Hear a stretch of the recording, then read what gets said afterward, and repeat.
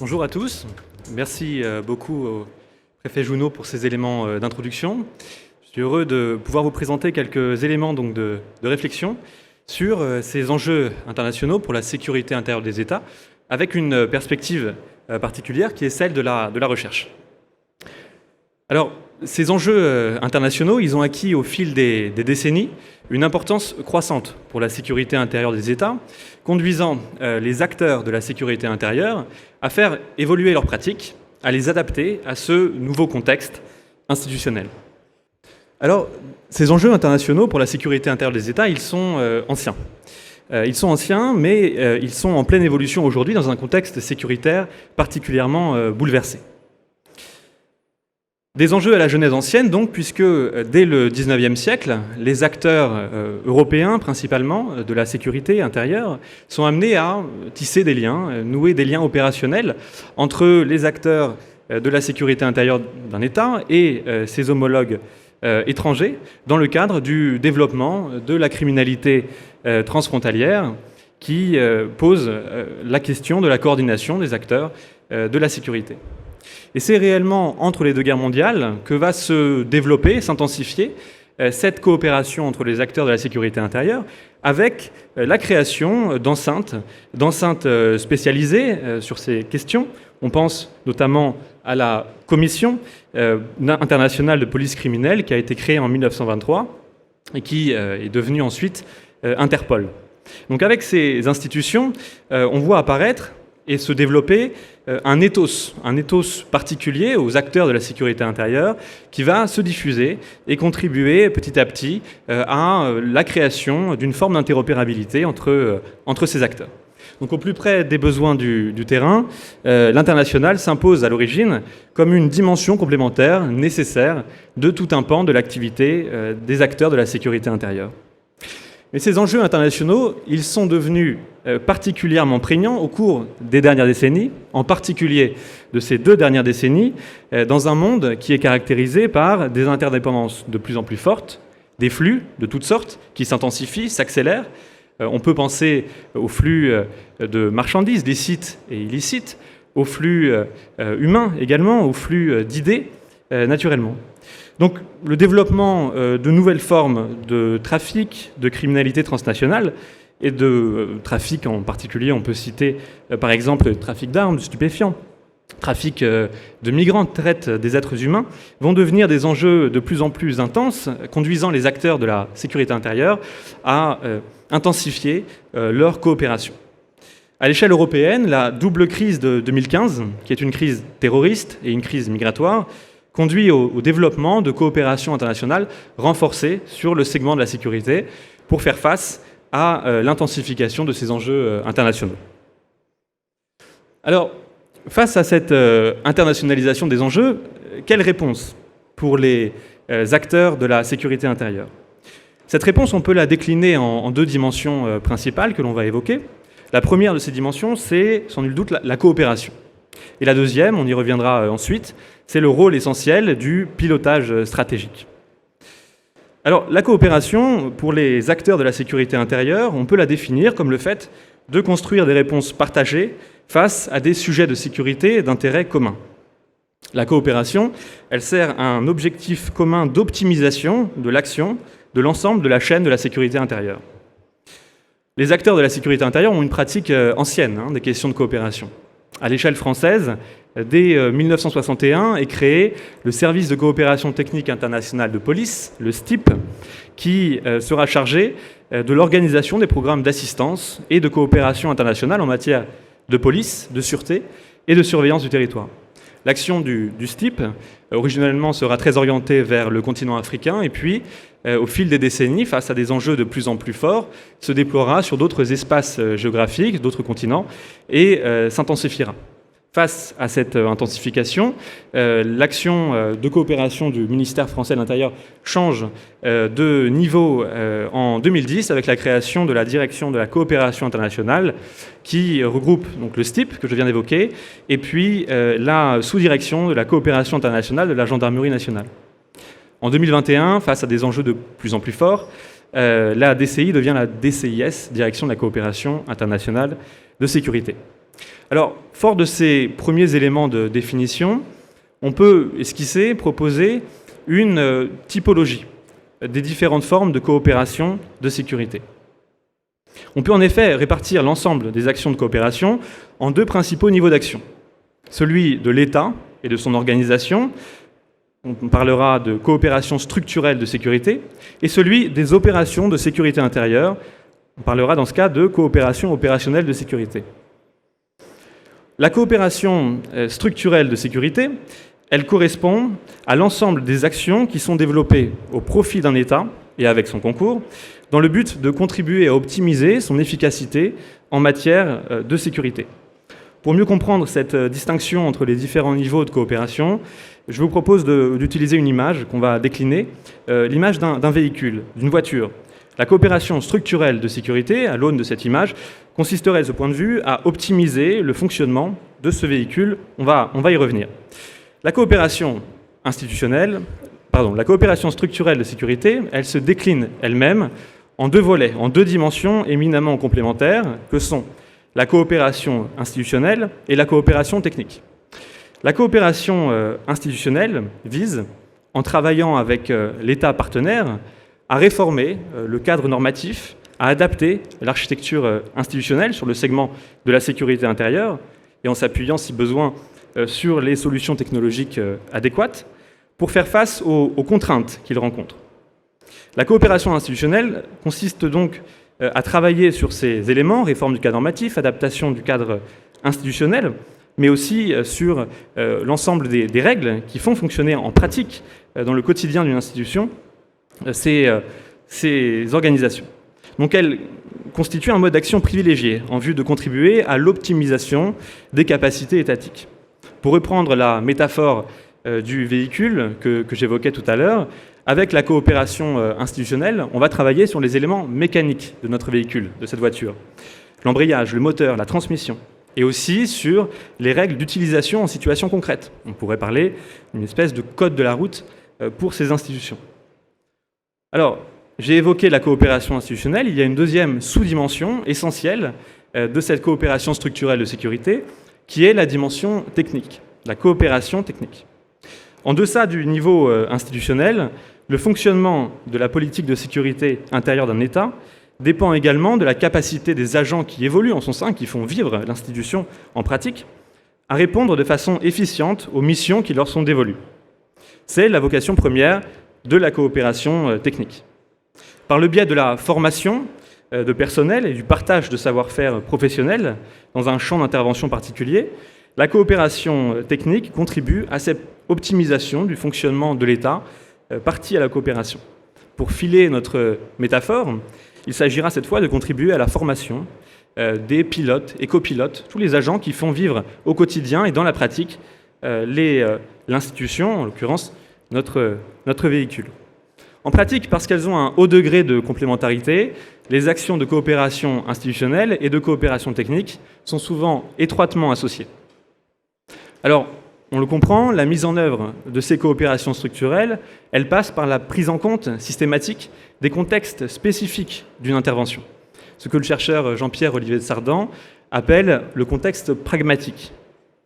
Et ce qui implique à chaque fois, pour les acteurs de la sécurité intérieure qui œuvrent à ces coopérations, d'adapter les solutions qu'ils proposent aux contextes locaux, de prendre en compte les spécificités d'organisation. On ne conduit pas de la même manière à Paris, à Abidjan, au Caire ou à Madrid. Et bien de la même manière, il faut adapter les solutions proposées au contexte pratique, pragmatique d'intervention des acteurs de la coopération. C'est donc bien à une co-construction, à un apprentissage commun pour les différentes parties à la coopération auquel on assiste. La coopération structurelle, de ce point de vue, permet d'obtenir un certain niveau d'interopérabilité entre les différents acteurs partis à la coopération. Présent, on a évoqué donc la coopération structurelle de sécurité, on va évoquer la coopération opérationnelle de sécurité. La coopération opérationnelle de sécurité, elle regroupe l'ensemble des actions d'assistance et d'échange d'informations entre les services des États partis à la coopération dans le cours des activités quotidiennes de sécurité intérieure sur un enjeu de sécurité commun. On peut citer quelques exemples.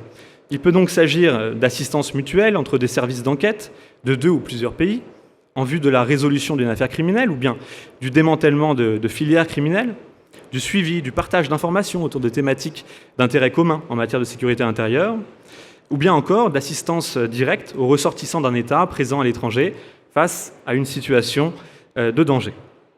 Il s'agit ici de manœuvrer ensemble, d'opérer de manière conjointe d'une institution à une autre.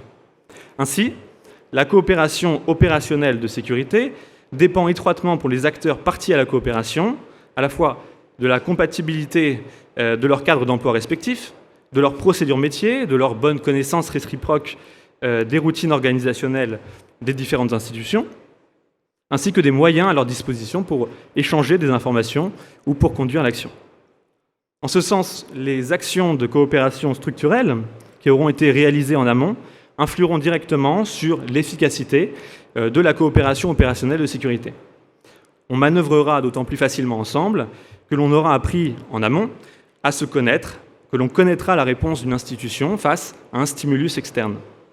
En retour, les cadres d'emploi, la socialisation commune, les procédures partagées permettront, au gré des retours d'expérience, de faire évoluer les cadres institutionnels au sein desquels évoluent les acteurs ainsi que leur mode d'action. On a donc une boucle d'action et de rétroaction entre ces deux dimensions de la coopération de sécurité. Alors, si la coopération est un des éléments essentiels de la réponse des acteurs de la sécurité à l'internationalisation des enjeux, il y a une autre dimension qu'il convient d'évoquer, c'est ce rôle du pilotage stratégique que j'évoquais à l'instant. On peut décliner ce rôle en différentes dimensions que l'on va évoquer. Au préalable, à l'échelle du ministère français de l'Intérieur, il convient d'évoquer que c'est la direction des affaires européennes et internationales, créée en 2021, qui est chargée notamment de cette dimension que l'on évoque. On peut donc décliner ce pilotage stratégique en trois fonctions complémentaires. L'anticipation, notamment en anticipant les transformations du contexte stratégique international sur le segment de la sécurité, dans une logique d'anticipation des crises et des besoins futurs en matière de sécurité intérieure. L'accompagnement, parce qu'il faut accompagner, coordonner les différents partenaires qui agissent à l'international dans le champ de la sécurité, et négocier et dialoguer avec les partenaires européens et internationaux, notamment au sein des enceintes européennes et multilatérales. À présent qu'on a évoqué donc la genèse, la construction de cette action internationale des acteurs de la sécurité intérieure, il faut revenir sur les éléments de concept qui ont émergé progressivement et qui fondent aujourd'hui l'action de ces acteurs. Et ces éléments de concept, ils se structurent aujourd'hui autour d'une notion en particulier, le retour en sécurité intérieure. Le retour en sécurité intérieure, c'est donc le socle conceptuel de l'action des acteurs de la sécurité intérieure à l'international. Cette notion, elle a émergé de manière très progressive. À l'échelle française, au milieu des années 90 déjà, Jean-Louis Ottavy, qui était alors chef du STIP, le service de coopération technique internationale de police, présentait les délégués du STIP, les ancêtres des attachés de sécurité intérieure, en poste dans les ambassades de France à l'étranger. Il présentait l'action de ces délégués du STIP comme les sentinelles avancées de la sécurité intérieure française. Et c'est une dizaine d'années plus tard qu'émerge formellement au sein du ministère la notion de retour en sécurité intérieure. Alors, quelques éléments de définition pour cette notion. Dans un contexte d'interdépendance croissante entre les sociétés, les risques et les menaces sécuritaires ont un caractère transnational grandissant. Dans ce monde d'interconnexion, la sécurité intérieure des États acquiert une importante dimension extraterritoriale. En contribuant à optimiser le niveau de sécurité au sein des États avec lesquels ils coopèrent, les acteurs de la sécurité intérieure peuvent, par effet retour, escompter un gain en termes de sécurité intérieure. De ce point de vue, à cette aune, coopérer avec un État partenaire devient, pour les acteurs de la sécurité intérieure, un moyen privilégié de construire une réponse partagée face à un enjeu de sécurité d'intérêt commun. En contribuant à optimiser le fonctionnement des systèmes de sécurité des États partenaires, la coopération structurelle, elle est susceptible de contribuer de manière directe au retour en sécurité intérieure. Et de la même manière, une des conditions essentielles du retour en sécurité intérieure réside dans l'existence d'une coopération opérationnelle, fonctionnelle, fluide et durable entre les États. Il y a donc un lien entre les actions de coopération qui sont mises en œuvre et le retour en sécurité intérieure. De ce point de vue, le retour en sécurité intérieure apparaît tout à la fois comme le socle conceptuel de l'action des acteurs de la sécurité intérieure à l'international, et également comme l'effet final recherché de ces acteurs à l'international, pour reprendre un terme issu des armées. La question se pose à présent de savoir comment évaluer le retour en sécurité intérieure. La mesure, elle en apparaît parfois délicate, car la nature dynamique du retour en sécurité intérieure rend complexe la systématisation d'indicateurs quantitatifs à même de la permettre. Sur le segment de la criminalité transnationale, on pourra quantifier le retour en sécurité intérieure. On pourra par exemple mesurer le nombre de filières qui auront été démantelées ou le nombre de marchandises qui aura été saisies, par exemple dans le cas du trafic de stupéfiants ou du trafic d'armes.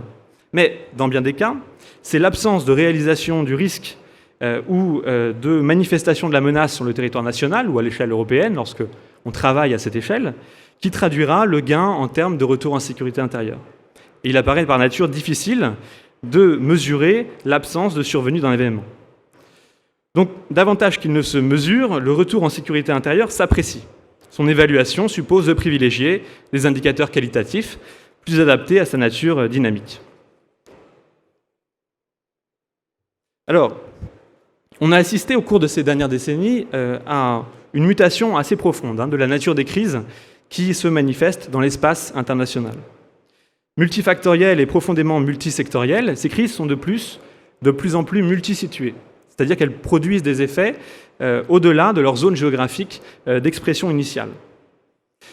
Et face à cette situation, un besoin d'articulation renforcée entre les différents leviers et groupes d'acteurs impliqués dans la gestion des crises extérieures a été manifesté par les acteurs du champ.